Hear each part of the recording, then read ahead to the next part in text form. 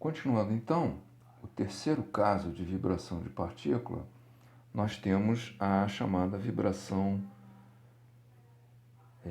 a vibração pendular, né? Então a vibração pendular é aquele tipo de vibração em que continua havendo somente translação, não há rotação do corpo em torno dele mesmo, né? Só que agora é curvilínea, certo? Porque é um movimento agora que acontece no plano, certo? Então, o que nós temos aqui? Nós temos uma situação em que temos uma massa, né? Uma massa que está fixada a um fio, né? A um fio inextensível, e que vai estar sofrendo esse passeio esse passeio cíclico, né? Esse passeio cíclico, só que agora ele se dá no plano e não mais numa direção única. E aí o comportamento dessa partícula fixada no fio é um movimento movimento pendular, né? Que se comporta como um pêndulo. Bom, então por se tratar de translação ainda, né? E uma translação de partícula, agora só que agora no plano, e ela é uma translação cíclica, né? E ela cai no caso de vibração, certo? No caso de vibrações. Então, a gente tem que tentar entender o equacionamento e chegar da mesma maneira numa expressão para a frequência natural, né? Lembrando que no nosso problema agora, a gente está trabalhando com um problema homogêneo, né? Qualquer que seja a equação, ela é homogênea, ela é igual a zero. Então a gente vai ser sempre um movimento natural, né? Sempre um movimento natural ou livre, que vai acontecer numa frequência chamada frequência natural. Então, para o caso de um sistema massa-mola, a gente viu que a frequência natural é dada pela razão K sobre M, né? No caso de um sistema um sistema simples, né? Ou seja, a frequência natural é diretamente proporcional à rigidez, né? Quanto maior a rigidez, maior a frequência natural, e é inversamente proporcional à massa. Mas e numa translação curvilínea, o que acontece? Bom, então nós temos aqui o esquema, né? O esquema físico, nós temos uma massa concentrada, presa por um fio de comprimento L, fio esse que vai, sistema esse que vai ficar oscilando em torno de uma posição de equilíbrio. E assim como a gente tem o sistema cartesiano, né? Aqui no caso é um plano, um movimento plano, então a gente teria que ter um sistema cartesiano bidimensional, XY. Para esse tipo de situação em que a gente tem um movimento curvilíneo, né, de curvatura é, de curvatura simétrica aqui, né, constante. Então a gente trabalha, né, de curvatura única, né, porque não é um sistema que está solto e tem aí, faz o passeio que quiser curvilíneo e tem várias curvaturas, né? Ele tem uma curvatura só, né? Ele fica fazendo isso aqui, né? Então eu tenho aqui um raio, né?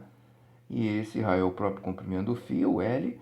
Então essa curvatura aqui é uma curvatura constante, né? Porque ela tem um comprimento, um raio de curvatura constante. Então, para esse tipo de movimento, que lembra muito um movimento circular uniforme, né, ou um movimento circular uniformemente variado, é conveniente usar um outro sistema de coordenadas que seja fixo à massa e que se desloque com ela. E ao se deslocar com ela, ele, diferentemente do sistema de coordenadas cartesiano, ele tem a direção variável, né? Então é um sistema que a gente chama de normal tangencial, né? Porque é um sistema em que tem uma direção que é tangencial à trajetória e uma direção que é normal à trajetória. Então é um sisteminha de coordenadas Tn. Bom, então aí, próximo passo, né? A gente identificou o sistema, então esse aqui seria o passo 1. Passo 2, diagrama de corpo livre. Então a gente vai isolar a massa, né? E dentro daquele sistema de coordenadas que a gente adotou, que é o Tn, né, a gente então indica as forças. Então a gente tem a força peso, que é sempre vertical, e a força de tração T, mg, né, e a força T de tração do fio, que é sempre na direção do fio. E a gente usa a segunda lei para as duas direções. Como a gente usa para x e y, a gente usa para n e para t. Então, somatório das forças normais da massa vezes aceleração normal, somatório das forças tangenciais, massa vezes aceleração tangencial. Onde a aceleração normal, que é a aceleração centrípeta, né, ela é igual a V2 sobre R. Né? Ou seja, no caso aqui o V2, né, é o famoso V2 sobre R, onde o V é o V tangencial, é a componente tangencial da velocidade, né, que é tangente à trajetória, né, aqui assim, né, VT, e o raio é o próprio L, né? Então é VT sobre L. Então, usando primeiramente a equação da direção normal, a gente tem que somatório de forças normais é igual a massa vezes a aceleração normal, VT ao quadrado sobre L. Somatório das forças, o que nós temos aqui na direção normal? Nós temos a força T, no sentido positivo, e temos a componente do peso na direção normal. O peso é vertical, então vai ficar menos E, menos mg, cosseno do ângulo. Né? Então, esse ângulo que está aqui é o mesmo ângulo que está aqui. Né? Então, menos mg cosseno T é igual a massa vezes VT ao quadrado sobre L. Então, aqui nessa equação, lembrando que nós estamos buscando uma equação que vai nos dar uma equação equivalente a isso aqui, né? Uma equação equivalente a isso aqui, né? Que vai nos explicitar a frequência natural, a expressão da frequência natural, que é isso que nós estamos procurando, né? Acontece que aqui nós não temos a coordenada x, nós temos a coordenada θ, né? Que estamos com outro sistema de coordenadas. Então a gente olha para essa equação aqui na direção normal, e a gente vê o seguinte, que não existe, né? Então se a gente está buscando uma equação semelhante a essa daqui para θ, a gente está buscando uma equação θ 2 pontos, ômega n ao quadrado, θ igual a zero, certo? Igual a zero. Só que aqui não tem θ 2 pontos, né? E nem θ, que a gente tem aqui é cosseno θ, certo? Então essa equação, ela não vai ser uma equação que vai nos levar a isso aqui e, consequentemente, para a expressão da frequência natural. Mas ela é útil para outro tipo de aplicação. Ela é útil para quê? Ela é útil para a determinação da força tangencial no fio em função do ângulo. Certo? Então, na medida que o pêndulo ele se move aqui, né? Está aqui, depois está aqui, depois pode chegar aqui, aqui. Então, ele tem tetas, né, variáveis. Aqui, tetas variáveis. De 0 a 90 graus. Então, a tração, ela entra aqui, se a gente explicitar, como uma função do cosseno desse ângulo. Então, a gente tem uma expressão, né, que a gente tem uma expressão que nos dá a tração como uma função de θ, que é bastante interessante se a gente quisesse fazer o projeto, né, o projeto do pêndulo, né, o projeto do pêndulo, ou seja, o projeto do pêndulo e, consequentemente, a resistência do fio. Né? Bom, então, essa equação nos dá isso. E a outra equação? A equação é essa daqui, que dá a relação entre as forças tangenciais e a aceleração tangencial.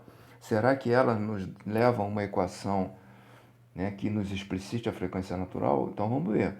Então, somatório das forças tangenciais igual a massa vezes a aceleração tangencial. Forças tangenciais. A gente tem a componente do peso, que agora é menos mg seno θ, e só, porque a gente não tem a força de tração do fio, ela está na direção, ela tem zero de componente na direção tangencial. É igual a m a t, né, massa vezes aceleração tangencial.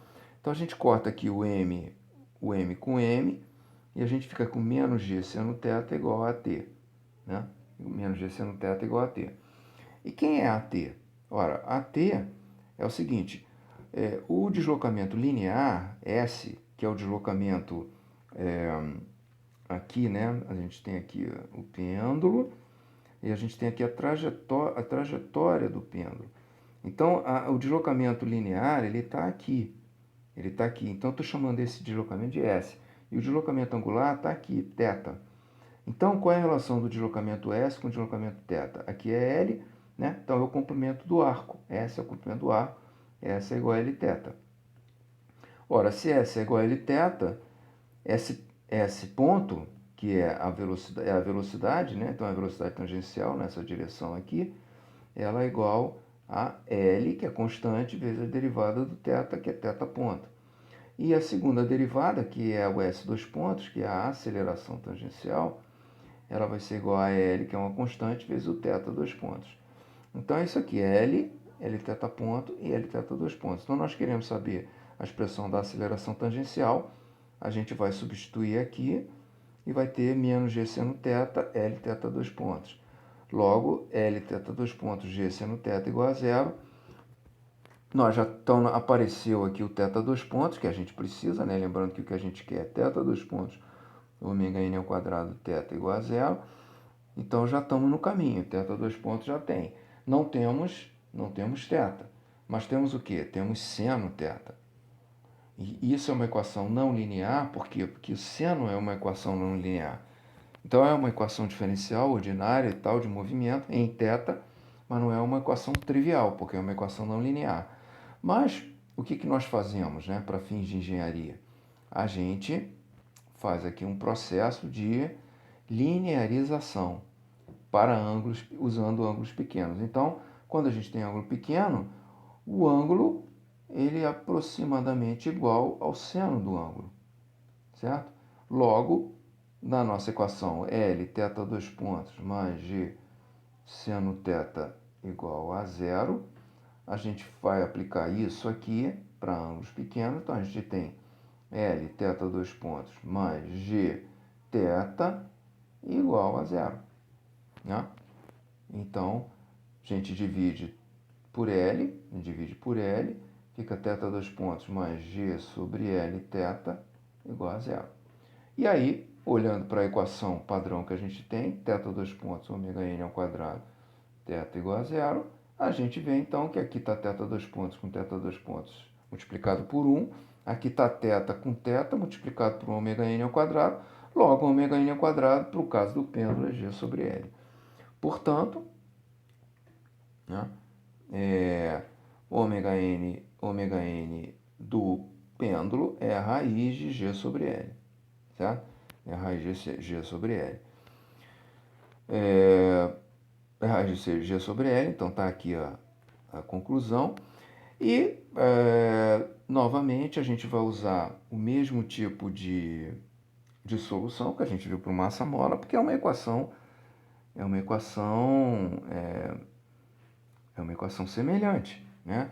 X dois pontos mais ômega n ao quadrado, x igual a zero, a gente tem que x de t é igual, né, a x0 cosseno ômega nt mais x ponto zero sobre ômega n seno ômega nt.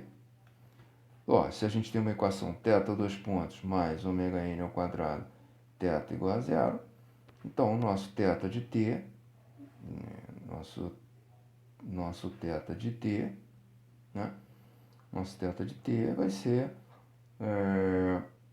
θ0, né? θ0 cosseno ômega nt mais θ0 sobre ômega n, θ mais θ ponto zero sobre ômega n, seno de ômega nt. Então, é a mesma equação, que vai reger o movimento de θ ou de x. E uma coisa bastante interessante é a gente ver que o ômega n, no caso do pêndulo, é a raiz de G sobre L, e isso aqui nos mostra que independe da massa, o que é muito curioso, né? Porque a gente espera que se colocar uma massa maior, a gente vai ter uma frequência natural menor. Quando não é nada disso. Você pode botar a massa que for, mas o que importa é o comprimento do fio. Então, o comprimento do fio, L, é o que faz a mudança na frequência natural, considerando que o G é constante, né? Aqui, então, por curiosidade, voltando lá. Então, essa é o nosso equacionamento para o pêndulo, né? E a determinação da frequência natural. Agora, voltando lá para a equação da direção normal, aquela que nos dá a tração em função do ângulo, né?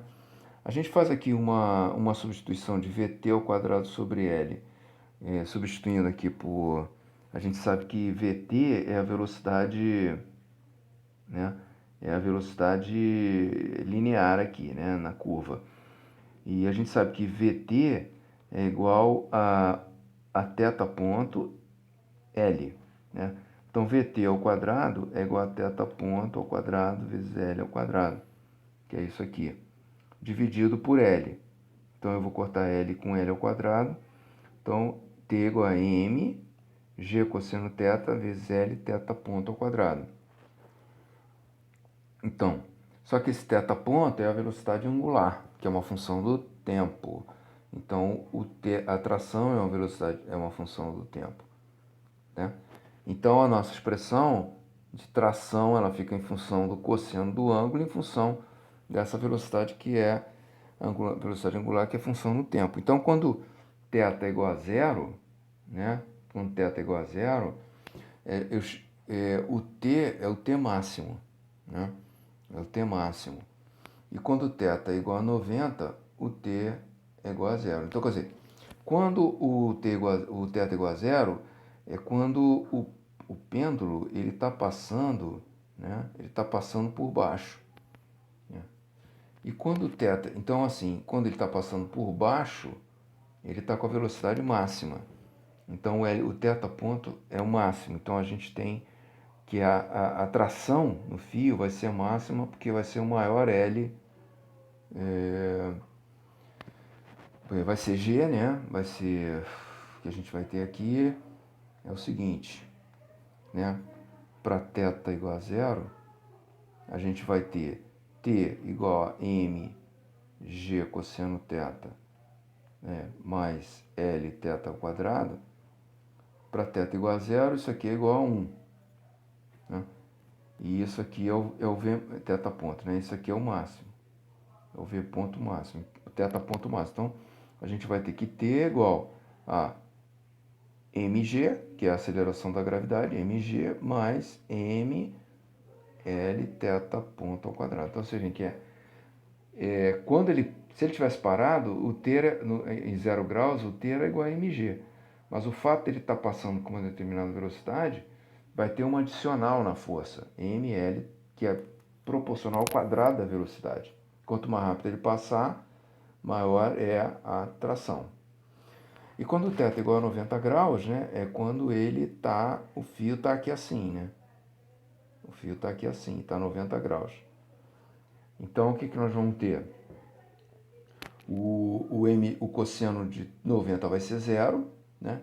Então, vai ficar o quê? ml θ ponto ao quadrado. Só que o θ ponto vai ser zero também, porque ele vai parar aqui. Então, a gente não tem tração nenhuma no fio, porque essa parcela e essa parcela vão ser zero. Uma porque o cosseno de 90 é zero, e outra porque, nesse momento, o fio para voltar. Então, não tem tração nenhuma, né? Então, a tração ela varia de um valor máximo, né, que é lá em cima, para um valor zero, que é lá embaixo, né? E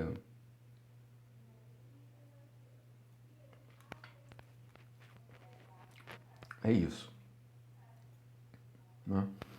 Portanto, nós temos aqui, né, para fechar, as duas equações que nos dão essas duas informações. Na direção tangencial nós temos a equação de um movimento, a direção tangencial nos dá a equação de um movimento, e a direção normal nos dá a equação da força de tração. Tá? Então, isso é que vem ser a vibração pendular, certo? A vibração de partícula no plano restrita por um fio de comprimento constante, que é exatamente a configuração de um pêndulo. É isso então.